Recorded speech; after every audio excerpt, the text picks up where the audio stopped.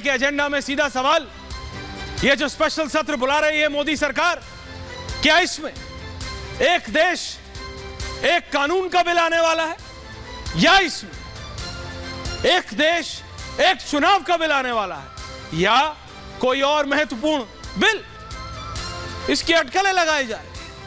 कोई कह रहा है भाई, और खासकर ये विपक्ष के नेता हैं, परेशान हो गए, भौचक्के रह गए, उनको अपनी मुंबई की मीटिंग की कोई चिंता नहीं, उनको सिर्फ ये चिंता है कि ये 5 दिन का 1 2 3 4 5, शर्मा मैंने कहा था 60-40, 5 दिन का ये जो सेशन, जो स्पेशल विशेष सत्र बुलाया है संसद का, इसमें क्या कर देगा मोदी?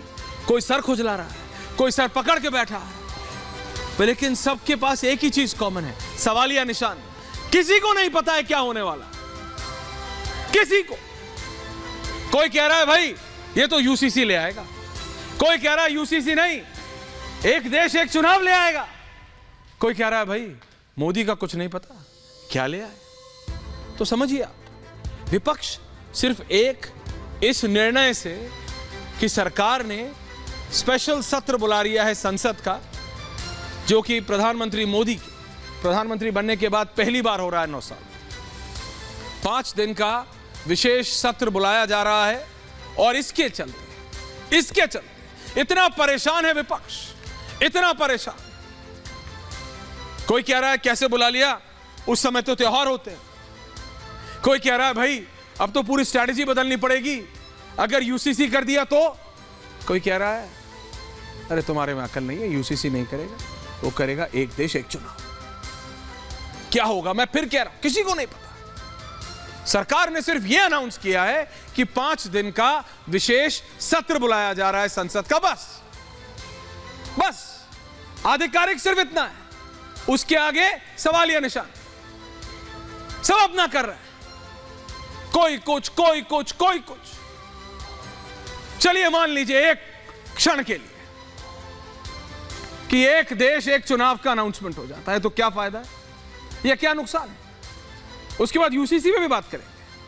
लेकिन अगर एक देश एक चुनाव का बिल, अगर कुछ खास नेताओं के खास सूत्रों की मानूं तो यह हो रहा है, और अगर ऐसा होता है तो आपको पता है पिछले चुनाव में कितना पैसा खर्च हुआ था।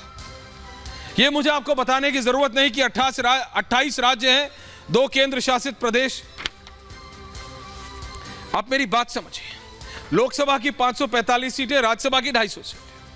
आपको पता जब 1952 में इलेक्शन हुए थे तो मात्र 10.52 करोड़ रुपए खर्च हुए थे, लेकिन जब 2014 के इलेक्शन, आपको पता है 3,870 करोड़ रुपए खर्च हुए थे, 3,870 करोड़। और एक प्रदेश के चुनाव में करीबन आज की तारीख में अगर एक एवरेज निकालूं, जम्मू कश्मीर से लेके केरल तक और गुजरात से लेके उत्तर पूर्व तक, तो 1,000-1,200 करोड़ के लपेटे में आता है खर्चा, मोटा मोटा।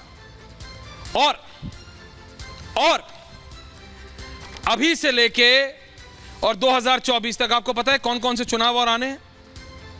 कर्नाटक हो चुका है, मिजोरम हो चुका है, छत्तीसगढ़ होना है, मध्य प्रदेश होना है, राजस्थान होना है, तेलंगाना होना है, आंध्र प्रदेश होना है, उड़ीसा होना है, और ये तो सिर्फ शुरुआत है। 8,000 करोड़ ये हो गए। और अगर एवरेज लगाऊं 14 से 19 हर जनरल इलेक्शन में तिगना हो जाता है करीबन, तो 6,000 करोड़ के आसपास जनरल इलेक्शंस का खर्चा बैठता है, अगर आम गणित के हिसाब से चलूं। ये तो खर्चा है जो एक्सचेकर करता है, लेकिन राजनीति है इसके पीछे। ये तो सिर्फ मैंने आपको फाइनेंशियल बताया, इसके पीछे की राजनीति अलग है। विपक्ष कह रही है कि ये करके नरेंद्र मोदी डेमोक्रेटिक सिस्टम पे वार करेंगे। कैसे पूछता है भारत? उन सभी लोगों से पूछूंगा कैसे। ये तो हो गई बात एक देश और एक चुनाव की। अब बात कर लेते हैं एक देश एक कानून की। वो कह रहे हैं अगर यूसीसी, क्योंकि सबसे पहले तो यही उड़ाई गई, क्योंकि किसी को पता नहीं, किसी को नहीं पता, सबको बस ये पता है कि 5 दिन का सत्र बुला लिया है सरकार, उसी में हड़कंप मच गया है। वो मुंबई में जो बैठक है वहां हाला चला आ गया, अर्थक्वेक टाइप सिचुएशन है साहब। कोई कह रहा अरे सारे चॉपर बुक कर लिए दिसंबर में, अरे कोई कह रहा है गाड़ियां नहीं है, अरे कोई कह रहा है हम चुनाव के लिए कैंपेन कैसे करेंगे, प्राइवेट प्लेन भी बुक कर लिए।